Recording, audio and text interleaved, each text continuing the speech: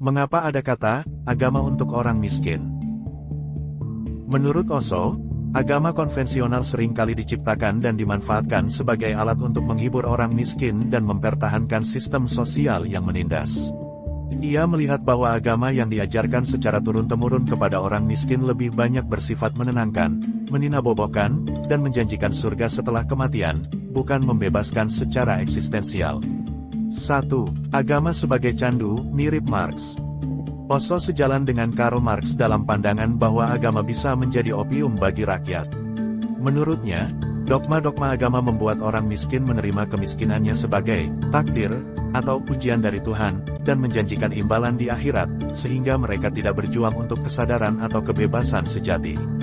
Para pendeta telah memberitahumu bahwa menjadi miskin adalah suci, padahal mereka sendiri hidup dalam kekayaan. 2. Agama sejati harus membebaskan.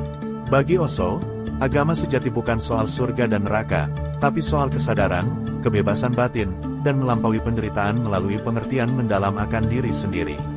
Agama semacam ini justru sangat revolusioner dan membebaskan orang miskin dari ketakutan, kebodohan, dan manipulasi kekuasaan. Orang miskin tidak butuh Tuhan yang memberi hadiah, tapi kesadaran yang membebaskan mereka dari penderitaan buatan manusia. 3. Kemiskinan bukan kesucian. Osho dengan tegas menolak glorifikasi kemiskinan. Ia mengatakan bahwa kemiskinan bukan jalan menuju spiritualitas, melainkan hasil dari sistem sosial yang tidak adil.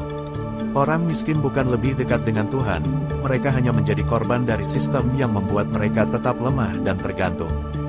Jangan bilang kemiskinan adalah jalan menuju Tuhan. Jika begitu, biarkan semua orang kaya jadi miskin lebih dulu.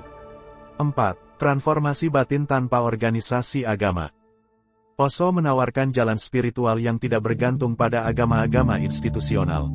Ia lebih menekankan transformasi batin, meditasi, kesadaran, dan cinta, yang bisa diakses siapa saja, kaya maupun miskin. Kesimpulan. Menurut Osho, agama yang diberikan kepada orang miskin biasanya hanya alat penjinak. Agama sejati justru menuntut keberanian untuk sadar, untuk tidak menjadi korban sistem, dan untuk melihat kebenaran di balik semua dogma. Jalan ini tidak mudah, tapi itulah jalan menuju kebebasan sejati, baik bagi yang miskin maupun yang kaya. Banyak yang salah paham tentang Osho. Beliau bukan anti-agama, tapi kritik terhadap agama yang kehilangan esensinya. Osho bukan menolak spiritualitas, beliau justru menekankan bahwa spiritualitas sejati lahir dari kesadaran diri, bukan sekedar ikut-ikutan dogma. Dalam bukunya, The Mustard Seed, Osho mengatakan, "This is the only poverty. Ignorance of oneself, there is no other poverty."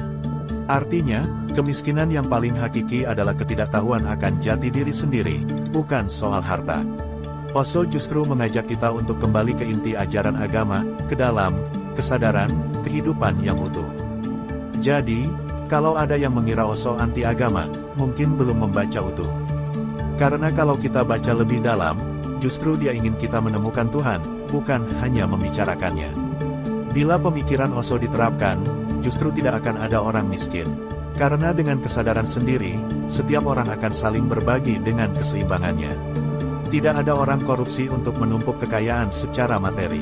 Karena kebutuhan hidup seseorang akan dikendalikan oleh kesadaran diri untuk selalu bersyukur. Dan saya tambahkan sedikit, Osho itu berasal dari India, tapi beliau tidak terikat pada agama tertentu. Beliau tidak menolak agama, tapi mengajak kita untuk kembali pada kesadaran akan hakikat hidup, bukan sekedar mengikuti dogma luar.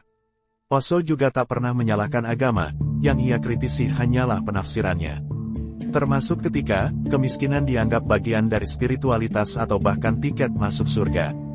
Menurut Belt, itu bukan spiritual, melainkan jebakan mental yang bisa menormalkan penderitaan dan ketidakadilan. Jadi, kalau kita pahami dengan jernih, pemikiran Osho itu bukan menjauhkan seseorang dari Tuhan, tapi justru mengajak kita menemukannya dari dalam kesadaran diri, bukan sekedar lewat simbol dan rutinitas.